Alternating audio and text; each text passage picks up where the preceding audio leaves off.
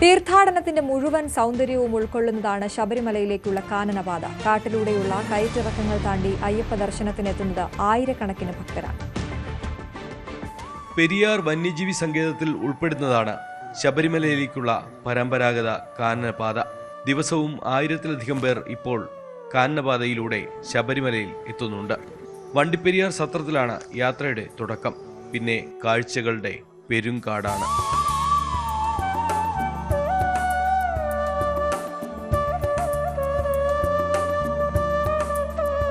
ഉപ്പുപാറ പുല്ലുമേട് വഴിയാണ് സന്നിധാനത്ത് നടന്നെത്തേണ്ടത്.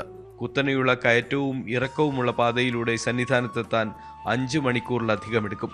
എങ്കിലും ഒട്ടും മടുപ്പ് തോന്നാറില്ലെന്ന പതിവായി ഇതുവഴി സന്നിധാനത്തെത്തുന്നവർ. ശബരിമല യാത്ര തുടങ്ങിയിട്ട് എനിക്ക് 10-12 വർഷമായി. പെരിയ പാതയാണ് സാധാരണ നവംബർ മണ്ഡലമാസത്തിൽ ഞങ്ങൾ പ്രിഫർ ചെയ്യാറ്. ബട്ട് പമ്പയിലെ തിരക്കും സന്നിധാനത്തെ തിരക്കും കൺസിഡർ ചെയ്ത് ഞങ്ങൾ വണ്ടിപ്പെരിയാർ പ്രിഫർ ചെയ്തു. മാത്രമല്ല വണ്ടിപ്പെരിയാറിലെ ഒരു ബ്യൂട്ടി എൻജോയ് ചെയ്യണമെന്നുള്ളൊരു ആഗ്രഹം കൂടി ഉണ്ടായിരുന്നു. അതൊന്ന് അനുഭവിക്കണമെന്നുണ്ടായിരുന്നു.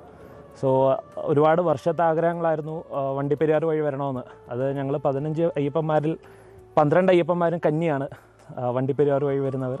Facilities are very good. We got some good water at the Uppupara. Bathroom facilities are very good.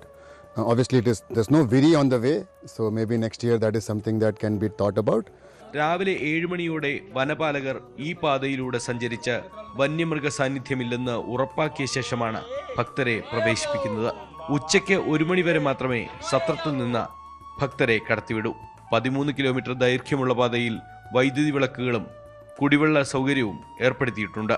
നൽകുന്ന ടോക്കൺ നോക്കിയാണ് എല്ലാവരും സന്നിധാനത്ത് എത്തിയെന്ന് ഉറപ്പാക്കുന്നത്. ന്യൂസ് 18 സന്നിധാനം.